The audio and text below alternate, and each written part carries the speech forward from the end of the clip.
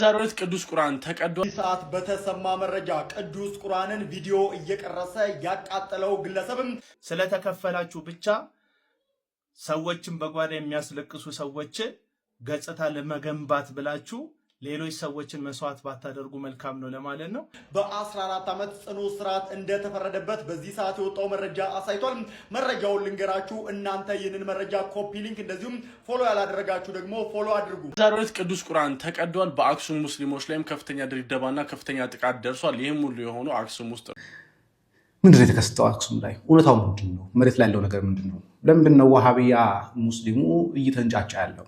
ደግሞስ ለምንድነው ክርስቲያኖቹ ሳያውቁት ሚሆን አውቀውት ለምንድነው የወሃቢያው መሳሪያ እየሆኑ ያሉት? በተለይ ዜና የሚሰሩ ወንድሞችና እህቶች ለምንድነው በእነሱ የተጠለፋሉት? ደግሞስ ከምን ማስፈራሪያቸው ከምን ደርሷል? የመጀመሪያው ክፍል ላይ የምንመለከተው ሐሰትን ማጋለጥ የሚሆነው እየተሰራጩ ያሉ ዜና ላይ እየተሰራጩ ያሉ ፎቶዎች አሉ። እነሱ ፎቶዎችን የምንመለከት ነው የሚሆነው። ግን እንዳልኳችሁ እስከ ፍጻሜው ድረስ ቆዩ። ከዛ በኋላ የምንመለከተው ምንድነው? የምንጀምረው ከማስፈራሪያዎቹ ነው። ክርስቲያኖች ላይ ምን አይነት ዛቻ እየደረሰ ነው የሚለው ነው። ውስጥ የምትኖሩ ክርስቲያኖች ግን ሙስሊምን ካላሰደዳችሁ የእናንተ እምነት ሙሉ አይሆንም እንዴ? መስጊድ ውስጥ ገብታችሁ ቁርአን ካልቀደዳችሁ የእናንተ ክርስትና ሙሉ አይሆንም እንዴ? ትግራይ ውስጥ የሚኖረው ሙስሊም መች ነው ለእናንተ ችግር ሆኖ የሚያውቀው? እንደገና እዚህ ሙስሊም እኔ የሚያለቃቅስ ሙስሊም ነኝ አይመቸኝም። ግንባሩን ምታ፣ ታጠቅ፣ መተኮስ ተለማመደ። ኢትዮጵያ ውስጥ አሁን ዲሞክራሲ ሰላም ምናምን አይደለም የሚያኖሩ ክንዴ ነው የሚያኖሩ። ስለዚህ ሙስሊም የተባለ የትኛውም በሀገሪቱ ውስጥ ያለው ክላሽ እየገዛ አስቀምጥ፣ ጥይት አከማች። ከዛ በኋላ ሌላ እምነት አይደለም ሙስሊሙ ራሱ ሊያጠፋ ከመጣ ግንባሩ የሚያለቃቅስ ሙስሊም ኢትዮጵያ ውስጥ መፈጠር የለበትም። እናንተ ደግሞ አንድ ግራኛ አህመድ ተነስቶ 500 ዓመት ሙሉ ግራኛ አህመድ እያላችሁ አሁን አንድ ግራኛ አህመድ አይደለም ያለው፣ በሚሊዮን የሚቆጠር ግራኛ አህመድ ነው ያለው። የሃይማኖት ብጥብጥ ከሆነ እንጠርጋችኋለን እንዳታስቡ። ተቻችለን ስንኖር እንኖራለን። ከዛ ውጭ ግን ይሄ መስጊድ እዚህ አትቀበርም እዚህ አሰግድም ምናምን አይሰራም፣ ትጠረጋለህ። ይሄ የመጀመሪያው ዛቻ ነው። ሁሉም ሙስሊም መስጊድ እንትን ካለው መሳሪያ አዘጋጅቶ ግንባሩን ክርስቲያኑ ግንባሩ እንዲለው አንዱ ደረጃ ነው። እንቀጥል። አሰላሙ አለይኩም ወራህመቱላሂ ወበረካቱ። ይህንን ቪዲዮን ሼር፣ ዱዊት፣ ኮፒ ሊንክ እያደረጋችሁ ለሁሉም ሰው እንደሚደርስ አድርጉልኝ። እዚህ በምስሉ ላይ የምትመለከቷቸው ሰዎች ከዚህ በፊትም በተደጋጋሚ ጊዜ አይታችሁ ሊሆን ይችላል። እነዚህ ምስሎችን በአክሱም ሙስሊም እህት ተማሪዎቻችን ላይ የተለያዩ ጫናዎችን ሲያሰደሩና ሂጃብ ክልከላ ሲያደርጉ የነበሩ ናቸው። አሁን ደግሞ ነገ ሰኞ በአክሱም ሙስሊሞች ቤት ተገብቶ ዘረፋ እንዲደረግና የተለያዩ ጭቆናዎችንና ግጭት እንዲፈጠር እየገፋፉ ያሉ ኢንስፔክተሮችና የህግ አካላቶች ናቸው። ሁሉም ሰው የነዚህ ሽብርተኞችን የተሰጣቸውን ኃላፊነት ለግጭት፣ ለዝርፊያ፣ ለወንብድና እየተጠቀሙበት ያለ መሆኑን ሁሉም ሰው እንዲረዳና ነገ እያሰቡት ያለውን ሴራ እንዲከሽፍ እንድናደርግ ሁላችንም ጥረት ማድረግ አለብን። እንግዲህ ቅድም የነበረው ሰው ሳውዲ ላይ ተቀምጦ አሁን ያያችሁት ደግሞ ሶማሊያ ተቀምጦ እንደዚህ ፎቶ እያጋለጠ ነገ እንዲህ ሊያደርጉ እያሰቡ ነው፣ ሽብር ሊፈጥሩ እያሰቡ ነው፣ ሙስሊሙን ሊያጠቁ ስለሆነ ተዘጋጅታችሁ ኑሩ፣ እንደዚህ አይነት ነገሮች ደግሞ አጋልጡ አይነት ነገር እያለ ያለው ግን ምንድነው ሪያሊቲ የሚለውን ነገር ደግሞ እንያቸው። ይህ የምትመለከቱት ቪዲዮ እንግዲህ ሙስሊሞች ይላል። በተመለከቱ ቪዲዮን በአክሱም ከተማ ሙስሊሞች በጁማ ሰላት ድብደባ ዛሬ መጋቢት ሚያዝያ 2 ፍትህ ለአክሱም ይላል። የምታዩት ቪዲዮ ላይ ምንም አይነት ድብደባ የሚያሳይ ቪዲዮ የለውም። እንደምታውቁት በተለይ በደም ሚዲያ የሚከታተል ሰው ሙስሊሞች የሆነ አካል ሲፈነከቱ እንኳን በፍጥነት ነው ፎቶ ላውጣው ፖስት የሚያደርጉት፣ በፍጥነት ነው ቪዲዮ የሚያሰራጩት። ግን ተደበደበ ያሉ እስቲ የተደበደቡ ሰዎች እስቲ ቪዲዮአቸው እስቲ ፎቶአቸው ምታቸው ግን ያሳያቸው። ለምን ሲባል አንደኛ ነገር ስለሌለ እንዲህ አይነት ነገር ስላልተፈጠረ ነው። የተፈጠረው ነገር ምንድነው በኋላ ላይ እናየዋለን። የአክሱም ሙስሊሞች ስቃይ ዛሬ ጁምዓ ሰላት ተከለከለ ነው እንደምትመለከቷቸው እንቧ ከረዩ ያሉ ነው። ግን ተከልክለዋል ወይ አልተከለከሉም? ጁምዓ ሰላት በነገራችን ጁምዓ ሰላት ተከልክለው ሰግረው የተመጡት ግን እየታሰበ አንድ ጉዳይ አለ። ምን የሚለው ነገር እናየዋለን። እንቀጥል። አሰላሙ አለይኩም ወራህመቱላሂ ወበረካቱ። ዛሬ ጁምዓ ነው።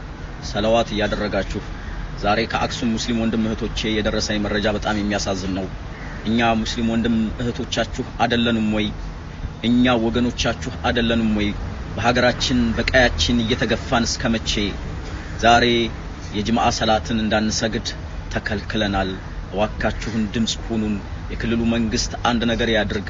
የፌደራል መንግስትም ይሄንን ጉዳይ ችላ ሊለው አይገባም ብለዋል። እንግዲህ እንላፋቸው ወሬ አክሱም ጸጥታ አካላት መስገድ አትችሉም ብለው ማይክል ወስዱም፣ ግን ጀግና ኡስታዙ እንደመራው ነው ነገር። ይሄ መስጊድ ውስጥ አይደል፣ ውጪ ነው እየሰገዱ ያሉት። አሁን ተከለከልን የሚሉት ይሄንን መስጊድ ውስጥ መስገድ ሳይሆን ውጪ መስገድ ነው። እንደምትመለከቱት መስጊድ የላቸውም ወይ? መስጊድ አላቸው። በነገራችን ላይ በጣም ብዙ መስጊዶች አሉ። በአክሱም ከተማ ለጁሙዓ ሰላት በወጡ ምዕመናን ላይ ጥቃት መፈጸሙ ተሰምቷል። በኋላ ላይ እናየዋለን። ይሄ ኢሜጅ እውነት አክሱም ላይ የተደረገ ኢሜጅ ነው ወይስ አይደለም የሚለው ነገር በኋላ እናየዋለን። ዛሬ በአክሱም ከተማ ለጁሙዓ ሰላት በተሰበሰቡ ምዕመናን ላይ ከፍተኛ ጥቃት መፈጸሙን ሚንበር ቲቪ ዘግቧል። የከተማው የጸጥታ ፈጸሙ ተሰምቷል። ዛሬ በአክሱም ከተማ ለጁሙዓ ሰላት በተሰበሰቡ ምዕመናን ላይ ከፍተኛ ጥቃት መፈጸሙን ሚንበር ይሄ የምትመለከቷቸው ታያቸዋል። ፎቶች እንዳለ የተቀመጡት ፎቶች እንዳለ እውነት ይሄ ፎቶ ትክክለኛ ፎቶ ነው ወይ ደግሞ አክሱም ከተማ ላይ እየተደረገ ነው አይደለም? እናየዋለን። ቲቪ ዘግቧል። አክሱም ላይ የተፈጠረው ነገር ምንድን ነው? መጀመሪያ ዕለቱ አርብ ነው። ይሄ ማለት ሚያዝያ 2 ነው። በፈረንጆች ደግሞ አፕሪል 10 ላይ ነበረ። መስጊድ አርብ ላይ በማይክ ነበር መሰላት እየሰገዱ የነበሩት። በ100 ሜትር ርቀት ደግሞ ቤተክርስቲያን የአርብ ስቅለት ስለነበረ ስቅለት እየተሰገደ ነበረ። ነገር ግን በማይካቸው በመረበሻቸው ምክንያት በድምፅ ማጉያ በመረበሻቸው ምክንያት ሄደው በህግ አካላት ይህ ማይክ እየረበሸን ስለሆነ ድምፅ ቀንሱ ሲባሉ ፈቃደኞች ባለመሆናቸው ምክንያት ማይኩ እንዲወርድ ተደረገ። ከዛ በኋላ ወደ ቤተክርስቲያን ተኪዶ የአርብ ስቅለቱን የተቀጠረው። በዚህ መሀል ላይ ምንም የተፈጠረ ነገር የለም። አክሱም ላይ ያሉ ሰዎችን ለማነጋገር ሞክሬያለሁ። የተወሰኑ ሰዎችን የነገሩኝ ነገር ይሄ ነው። ድምፅ ማጉያው ተነቀለ፣ ተመልሰን እኛ ወደ ስቅለታችን መጣን ያሉት። የተነካካ ነገር የለም። ታዲያ እንደዛ ከሆነ ጸጋዬ እንዴት ነው ይሄ ነገር? ይሄ ሁሉ ፎቶች የሚታዩት ምንድን ናቸው? ይሄ የተቀደደ የሚመስለው ነገር ትሉኛላችሁ። እንደምታያቸው ፖስት እየተደረገ ያለው አክሱም ላይ በቃ እንደዚህ ሆንን ነው። እንደምታያቸው በፖሊስ እንደተደበደቡ የሚያሳዩበት ነው። እንደምታዩት የአክሱም ሙስሊሞች የጁሙዓ ሰላት በመስገዳቸው ብቻ የተፈጸመ አስነዋሪ ተግባር ይልና ድብደባ ያሳያል። እንደምታዩት ሀሩን ሚዲያ ደግሞ በዘመናት መስጂድ ስፍራ የተሰገደው ጁሙዓ ጥቃት ነው ተፈጸመ ብሎ አክሱም መስጊድ እናምጣል። ጉርሻም በጣም በሚያሳዝን ሁኔታ ጉርሻም ቅድም ሳሳያቸው ነበሩ የቲና ሶሎሞንም ተመሳሳይ ነገር አድርገዋል። ግን ለማጣራት እንኳን አልሞክሩም። ይሄ ፎቶ የመቼ ነው የሚለው ነገር እንኳን እንደ አንድ የጋዜጠኛ ቼክ ማድረግ አልሞክሩም። ኢትዮ ላይ ነው የሚባለው። ይኸው እንደምታዩት ይህን ፎቶ ለቀው ተደበደቡ፣ ሞቱብን አይነት ነገር ጨዋታ ሲጫወቱ ነበረ። ግን እውነታው ምንድን ነው የሚለውን ነገር ደግሞ እስቲ የእነኚህ ፎቶዎች የትመጣነትን ለማየት እንሞክር። የምንመለከተው ሪቨርስ ኢሜጅ የሚባል አለ። አንድ ፎቶ ሰጡት። ይሄ ፎቶ የመቼ ነው፣ የት አካባቢ ነው፣ መቼ ነው የሚለውን ነገር የሚሰጥ ነገር ነው። ጠይቄው ነበር። ሪቨርስ ኢሜጅ ሰርች አኪሬት ነው ወይ ብዬ ስጠይቃቸው አዎ ሃይሊ አኪሬት ነው፣ ምክንያቱም የጎግል ነው በራሱ። ይሄ ማለት ጎግል ላይ ገብታችሁ ሌላ ጊዜ ይጠቅማችኋል። ጎግል ላይ ትገቡና እዚህ ጋር የምትመለከቷት ሰርች ባይ ኢሜጅ የሚለውን ነገር ትነኩታላችሁ። ከዛ በኋላ የምትፈልጉትን ፋይል አፕሎድ ታደርጋላችሁ። ለምሳሌ ከዚህኛው ፎቶ እንጀምር። ይሄ ማለት ከዚህኛው ፎቶ እንጀምር። ኦኬ እንጫ ነው። ከዛ ሰርች እንዲያደርግልን እናደርገዋለን። ኦልሬዲ ሰርች አድርጎ ጨርሶታል። ከዛ በኋላ እኛ ኤግዛክት ኢሜጅን ነው የምንፈልገው። ይሄ ትክክለኛ ፎቶ የመቼ ነው የሚለው እንደምታዩት ከ3 ቀን በፊት ተለቋል። ምክንያቱም በአክሱም ጉዳይ ላይ ስለሆነ 3 ቀን በፊት ይሄ የምታዩታላችሁ እዚህ ጋር የሚታይ ከሆነ ሴፕቴምበር 25 2024 ላይ በኢንስታግራም ፖስት አድርጓል። ይሄ አክሱም ላይ ሲረበሽ ወይ ለቀቁት ፎቶ 2024 ላይ ሴፕቴምበር 25 ላይ ፖስት ተደርጓል።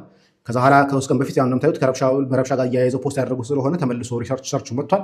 ወደ ኋላ ግን እንሄዳለን። 2023 ላይ ነበር ይሄ ነስር ሁሴን የተባለ ሰው ፌስቡክ ላይ ፖስት አድርጎት ነበር ይሄን ኢሜጅ። ኦኬ አፕሪል አሁን ላይ ማለት ነው፣ በቅርብ ጊዜ አፕሪል 6 ላይ። ግን ይሄ ረብሻ ተነሳ የተባለው መቼ ነው? አፕሪል 10 ላይ ነው። ግን ይሄ ፎቶ ግን እንደምትመለከቱት ግን ፌደራል ደሞዝ በሚል የተቀመጠው እዚህ ጋር ቲክቶክ ላይ ተለቀቀው። ይሄ ስለቀቀው እዚህ ላይ ነው። እሺ እንወርዳለን። ፌብራሪ 16 ላይ ፎቶ ተለቆ ነበረ። ኦኬ እንወርዳለን ትንሽ ምክንያቱም ወደ ኋላ ስለሚወስደን። ዲሴምበር 18 ላይ ተለቆ ነበረ። አብዲ ኡስታዝ ነው የተባለ ሰው ለቆት ነበረ። ናስር የሚተባለ ሰው ደግሞ 2026 ላይ ማርች ላይ ለቆት ነበረ። አሁን ያለነው ኤፕሪል ላይ ነው። የተፈጠረ የተባለው ኤፕሪል 10 ላይ ነው። እዚህ ጋር ድሬዳዋ በሚል ጉዳይ የተለቀቀ ላይ ጁን 2019 ላይ ተለቋል። ኦኬ ጃንዋሪ 4 ላይ ተለቋል። ኦኬ ጃንዋሪ 4 ላይ ማለት 2025 ላይ የዛሬ ዓመት። ይሄው ድጋሚ ደግሞ እንደምታዩት ኖቬምበር 30 ላይ ይሄው ኢሜጅ ተለቋል። ስለዚህ አዲስ ኢሜጅ አይደለም። ለምን ዋሹ ነው? ሁለተኛው ኢሜጅ ቼክ እናድርገው። ሁለተኛው ኢሜጅ ይሄ ቁርአን ተቀደደ የተባለው የመቼ ነው እሱን የሚለውን ነገር ኤግዛክት ማች ነው። ይሄ እንደምታዩት ነው ወይ ደግሞ ከፍ አድርገን እስከ ግድግዳው ሰርች እንዲያደርግልን እናደርገዋለን። ከዛ በኋላ ኤግዛክት ማች እንዲሰጠን እንጠይቀዋለን። ይሄው እንደምታዩት ከ3 ቀን በፊት ተለቋል እንዳለ በቃ ሚንበር ቲቪ ሲባል በቅርብ ሲጠቆም የነበረው ከ3 ቀን በፊት ፖስት ያደረገው ነገር ነው። ግን እኛ ወደኋላ ተመልሰን እናዋለን። ምክንያቱም ጉዳይ ከ3 ቀን በፊት የተባለው ከ4 ቀን በፊት እንደምታያቸው። ከዛ በኋላ ግን ጃንዋሪ 31 ላይ ተለቆ ነበር። ሙባረክ ሐጆ የተባለ ሰው ይህንኑ ፎቶ ለቆት ነበር። ቀድሞ ከተለቀቀ እንዴት አሁን ላይ ተመልሶ አክሱም ላይ ነገር ተከሰተ ብሎ የሚጠይቅ የለም። ጃንዋሪ 1 2022 ላይ ተለቆ ነበር ይሄ ፎቶ። ስለዚህ 2022 ፎቶ አምጥተው ነው አሁን ላይ ረብሻ እየፈጠሩበት ያለው አክሱም ላይ ተረብሻ የተባለ ያለው። ኦኬ ሌላ ፎቶ ደግሞ እንጨምር። ሌላኛው ሶስተኛ ፎቶ ነው ይሄኛው በባዶ ያለው ወይ ደግሞ በቃ ትንሽ ረብሻ ተነሳች ተብሎ ይህችን ቁርአን ጣል ጣል ያደረጉባት ናቸው። የመቼ ነች? ኤግዛክት ማቹን እንፈልግ። እሺ እኛ ወደ ኋላ እንሂድና እንመልከት አንዳንድ ነገሮችን። ጃንዋሪ 25 ላይ ተለቆ ነበር ይሄ ኦኬ፣ ከዛሬ ዓመት በፊት ማለት ዲሴምበር 2021 ላይ ተለቆ ነበር ከ4-5 ዓመት በፊት። በጣም በጣም በጣም በጣም ከባድ ነው። 2021 ላይ ተለቀቀ ነው እንግዲህ አሁን የምታው አክሱም ላይ ተረበሸ እየተባለ ያለው ኦኬ። ሌሎችም እንጨምራቸው እነኚህም እንጨምረው። ከዛ ላይ ፖሊሶች ሲደበድቡ ያለበትን ደግሞ ለማየት እንሞክራለን። ይሄ እንደምትመለከቱት ነው ከ3 ቀን በፊት ተለቀቁ ናቸው እነኛ አብዛኞቹ።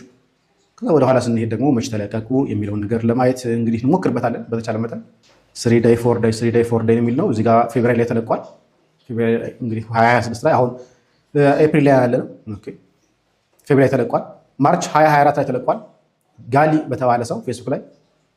ግን ይሄን ፎቶ አሁን ተመልሶ ማርች ላይ ተለቋል ይሄ ፎቶ፣ ፌብሩዋሪ ላይ ተለቋል፣ ሜይ ላይ ተለቋል። ግን አሁንም ግን እየተሰራጨ ነው ያለው ኦኬ። እንደዛ ከሆነ